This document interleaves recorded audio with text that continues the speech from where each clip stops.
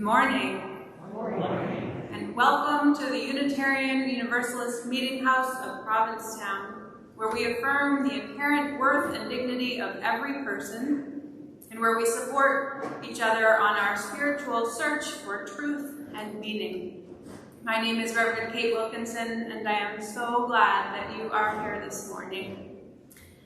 Welcome to those of you in the room, and welcome also to those of you watching our live stream on YouTube. We remembered to turn down the air purifiers to a quieter setting today, so hopefully you will hear us a little more clearly this week. Such a learning curve when it comes to multi-platform worship services. You might have noticed that it is looking particularly beautiful in here after our restoration, right? And I wanted to let you know that the woman who is responsible for the amazing renovation of our pews and floors, the painter Michelle Lammy, is here today.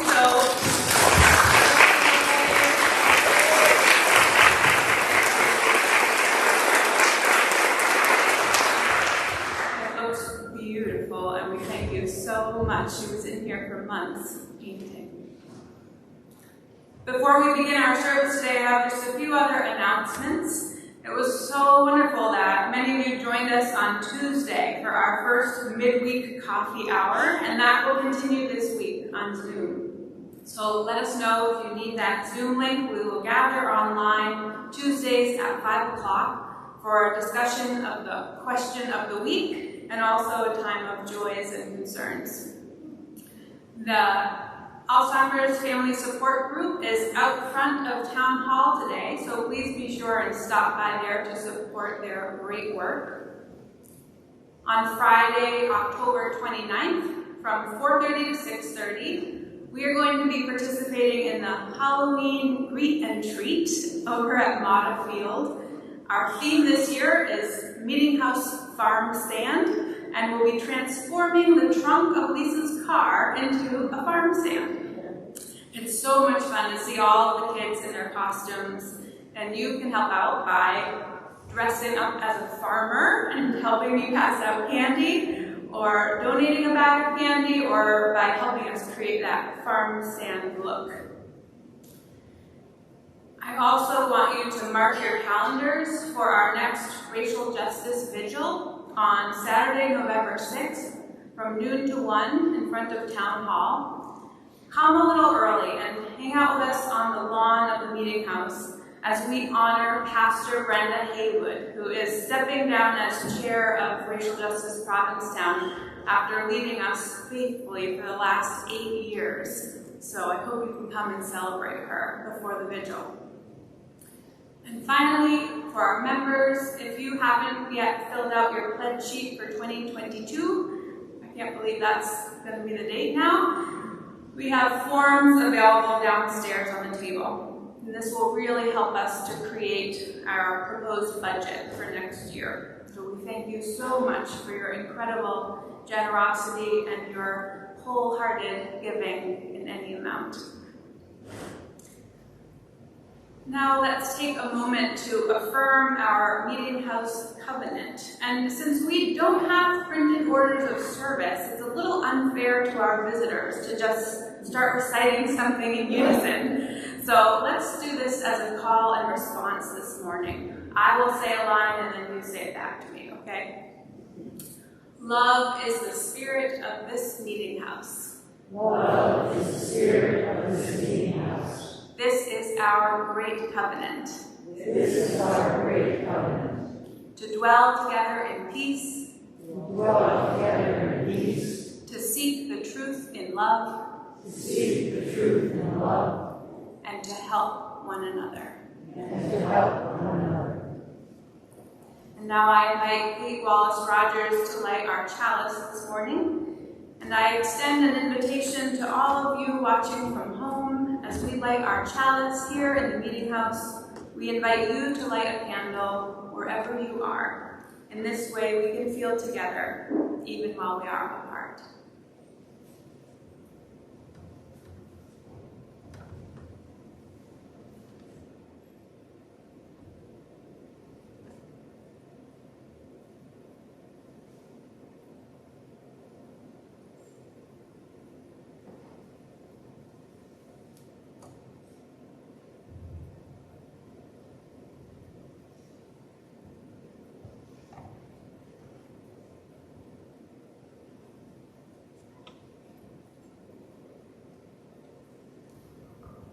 Good morning. Good morning. Our chalice lighting today is entitled Allow by Donna Falls. There is no controlling life. Try corralling a lightning bolt containing a tornado. Dam a stream and it will create a new channel. Resist and the tide will sweep you off your feet. Allow and grace will carry you to a higher ground. The only safety lies in letting it all in, the wild and the weak, fear, fantasies, failures, and success. When loss rips off the doors of your heart and sadness veils your vision with despair, practice becomes simply bearing the truth. In the choice to let go of your known way of being, the whole world is revealed to your new eyes.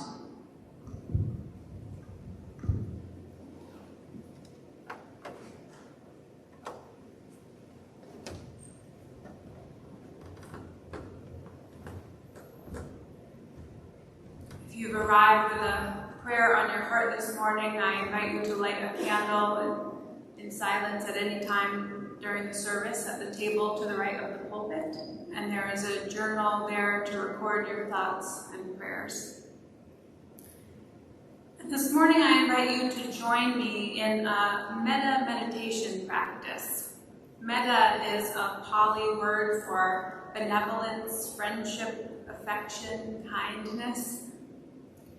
Loving kindness meditation, or metta meditation, is a practice of extending generous and selfless love toward ourselves and others. So get a little comfortable in your seat. You can close your eyes if you want to.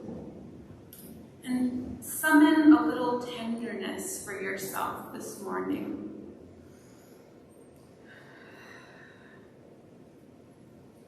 Repeat these phrases silently to yourself after I say them.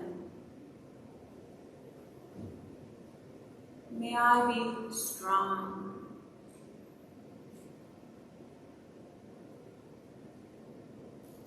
May I have the power to accept and forgive.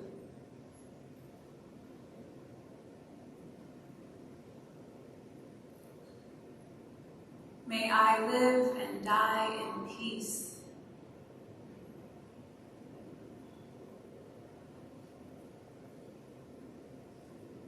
May I be safe.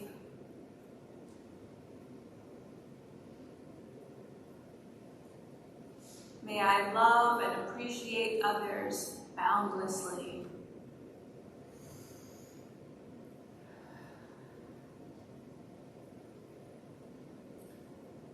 Now I invite you to bring to mind someone who you love. Holding them in the center of your thought, repeat these phrases silently to yourself after I say them. May you be safe.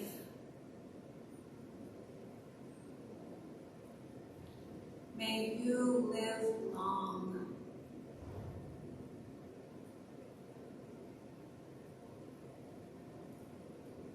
May you achieve what you want and deserve in life.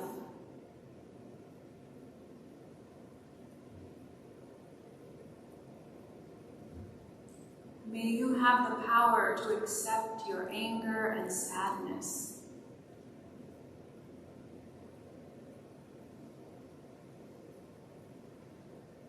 May you be healthy and happy always.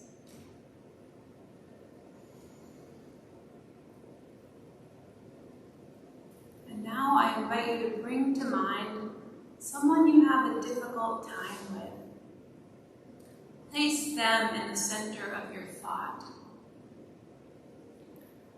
Try saying silently to them, may you be safe.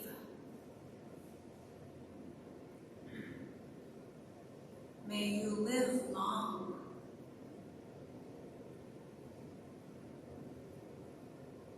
May you achieve what you want and deserve in life.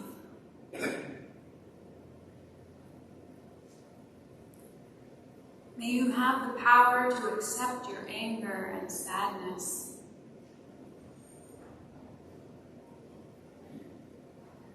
May you be healthy and happy always.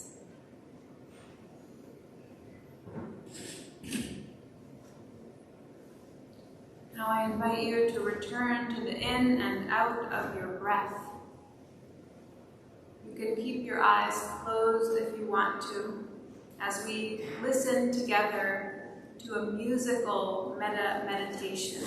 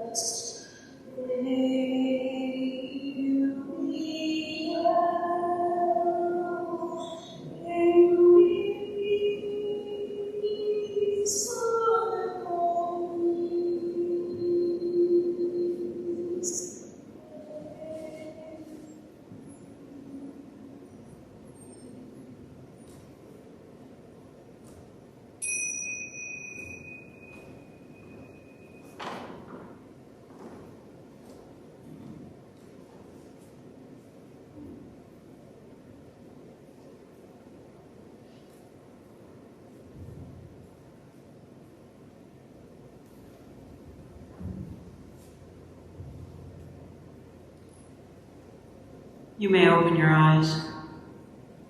Our reading this morning is by the poet James Cruz. James has published 4 collections of poetry and he lives with his husband in Vermont. Self-Compassion by James Cruz. My friend and I snickered the first time we heard the meditation teacher, grown man, call himself honey with a hand placed over his heart to illustrate how we too might become more gentle with ourselves and our runaway minds. It's been years since we sat with legs twisted on cushions, holding back our laughter.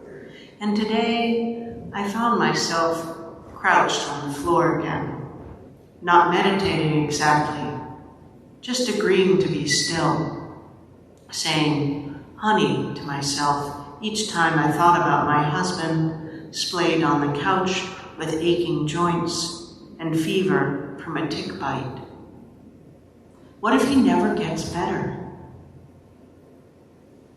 Or consider the mess of the next election, or remembered in just a few more minutes I'd have to climb down to the cellar and empty a bucket that I left beneath a leaky pipe that can't be fixed until next week. How long do any of us really have before the body begins to break down and empty its mysteries into the air? "Oh, honey," I said, for once without a trace of irony or blush of shame, the touch of my own hand on my chest, like that of a stranger, oddly comforting in spite of the facts.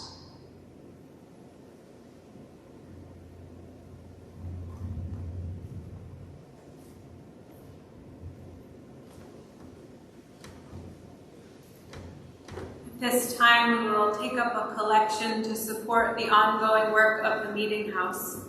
As Brenda plays a musical reflection for us, our ushers will gratefully receive your offering.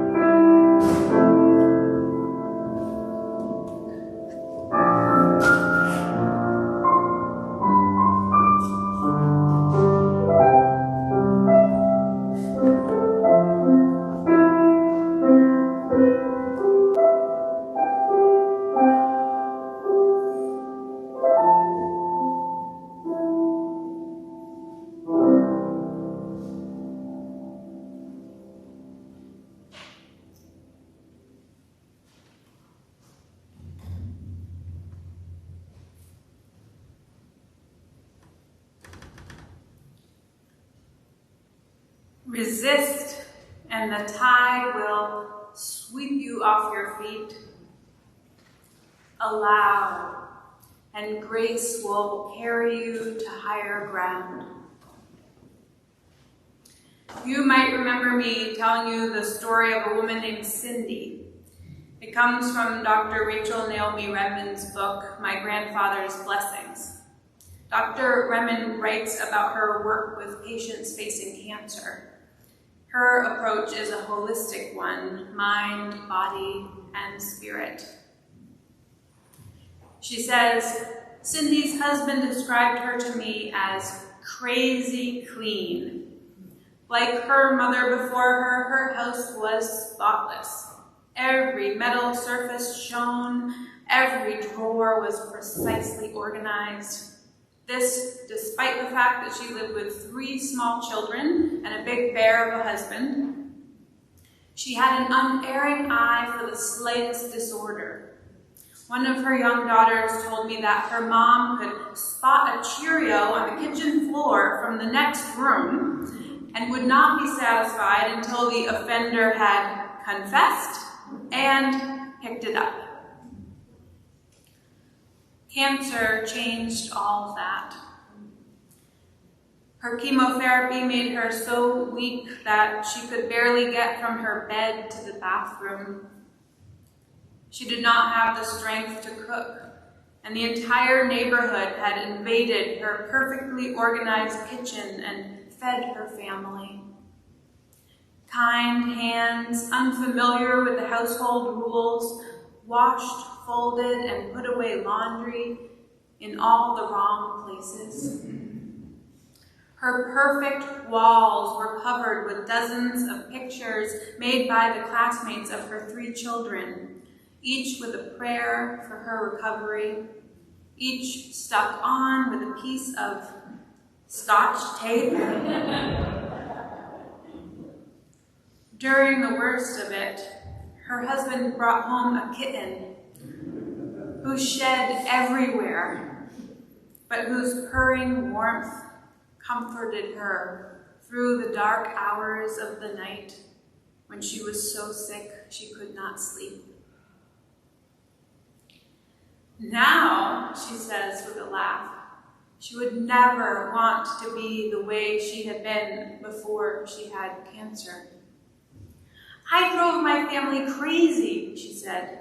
I even resented my guests because they disturbed the order of things. I had been that way for years. She had been that way for years. But cancer changed all of that, reminded her that she was not in control of everything, swept her off her feet. The only way forward became to allow.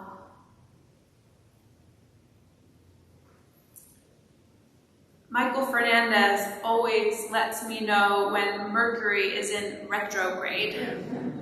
This was definitely the case last week. First, my car broke down on a rainy afternoon, and I had to get it towed.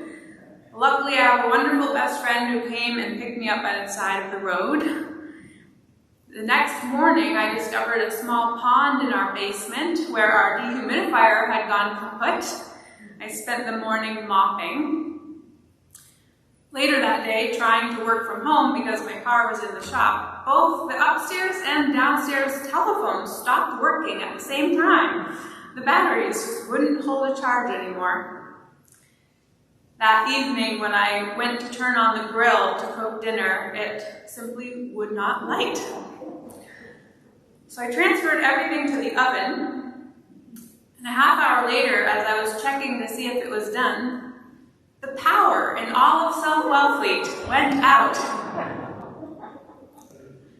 As I counted up the misfortunes of the day, I grew tender toward myself. "Oh, honey," I said. "Oh, honey, I think you're done for today." Resist and the tide will sweep you off your feet. Allow and grace will carry you to higher ground. I thought of this as I enjoyed eating dinner by candlelight. And of course, life is like that these days, right? Things keep going wrong, but on a grander scale. And we keep chasing those Cheerios around, trying to manage it all. One of my mentors in ministry is Susan Beaumont. She's a congregational consultant who offers trainings for organizational leaders. This season has been relentless in its assault on our equilibrium, Susan says. Leaders are coming to her overwhelmed. There are too many problems to fix. They feel like they are failing. What if we shifted out of the something is broken mindset Susan recently asked? What if we embraced the seismic shifts before us, acknowledging that they are beyond our knowing or our control? What if the problems you feel pressured to master aren't relevant in the greater scheme of all that is unfolding? Ultimately, to move out of overwhelm, she explains, a leader needs to make a spiritual shift from striving to surrender. We are striving when we work harder and faster, doing the same things as we have always done to overcome obstacles. Striving assumes that you are in control and can overcome chaos with resolve. But this is not a normal time. This is a liminal season we are in.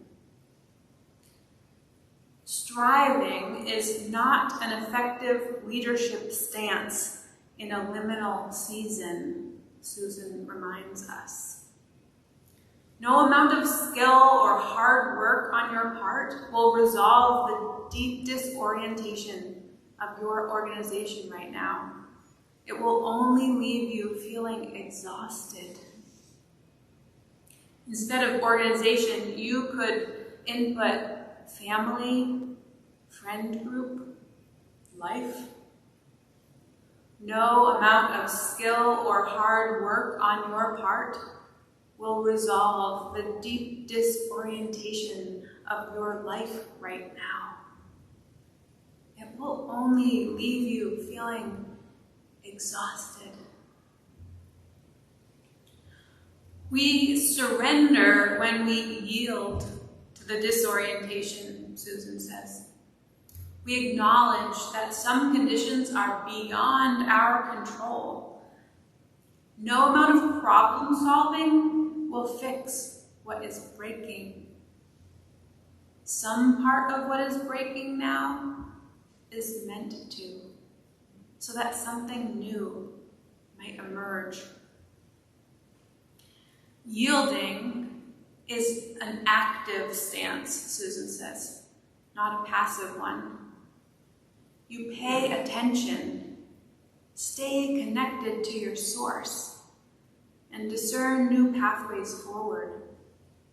It's hard work, but much more satisfying than the maddening busy work of striving. Have you been busy striving, beloveds? Have you been busy problem solving? Have you been trying to control a pandemic all by yourself? Have you been trying to stay on top of things, stay strong, stay positive, stay sober, stay thin? Have you been trying to take care of your family, make ends meet, heal old wounds, recover? Have you been trying to get through the day when all you want to do is go back to bed? Oh, honey. Be gentle with yourself. Some conditions are beyond your control. And this season has been relentless in its assault on our equilibrium. It may be time to surrender, to allow, to let grace carry you to higher ground. Last week, we talked about having tenderness, understanding, and grace for others. Today, we remember that we owe ourselves a little tenderness too. Oh, honey. Try that with me. Put your hand over your heart, and with all the self-compassion that you can muster, say with me, oh, honey.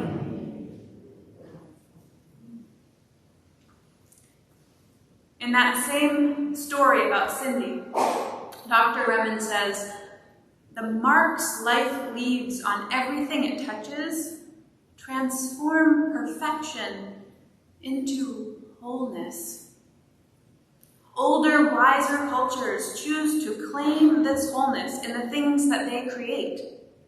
In Japan, Zen gardeners purposefully leave a fat dandelion in the midst of the exquisite, ritually precise patterns of the meditation garden. In Iran, even the most skilled of rug weavers include an intentional error, the Persian flaw, in the magnificence of a Tabriz or Qashqai carpet. In Puritan America, master quilt makers deliberately left a drop of their own blood on every quilt they made. And Native Americans wove a broken bead, the spirit bead, into every beaded masterpiece. Nothing that has a soul is perfect, Dr. Remen reminds us. When life weaves a spirit bead into your very fabric, you may stumble upon a wholeness greater than you could have dreamed possible before. There is no controlling life. Try corralling a lightning bolt, containing a tornado. Dam a stream and it will create a new channel. Resist and the tide will sweep you off your feet. Allow and grace will carry you to higher ground.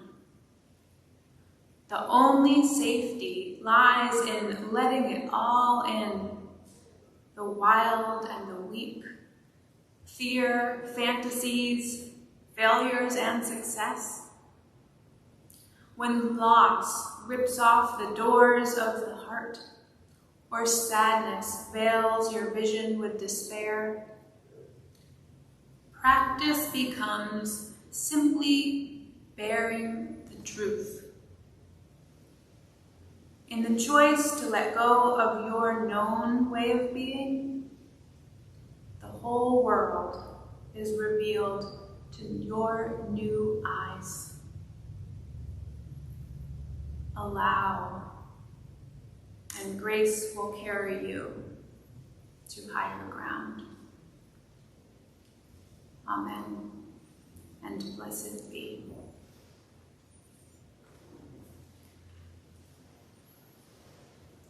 It has become our practice to pose a question based on the theme of the service each week.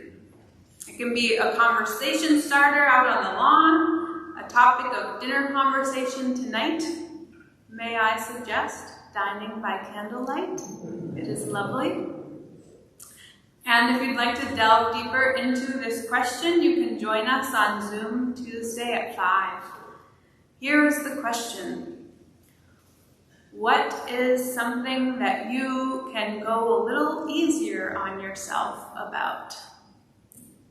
What is something that you can go a little easier on yourself about? I invite you to begin thinking about that as we listen to the postlude. And when Brenda is done playing, I invite you to exit row by row, starting from the back of the sanctuary. Thank you so much for joining us this morning. Be gentle with yourselves today. Go in peace.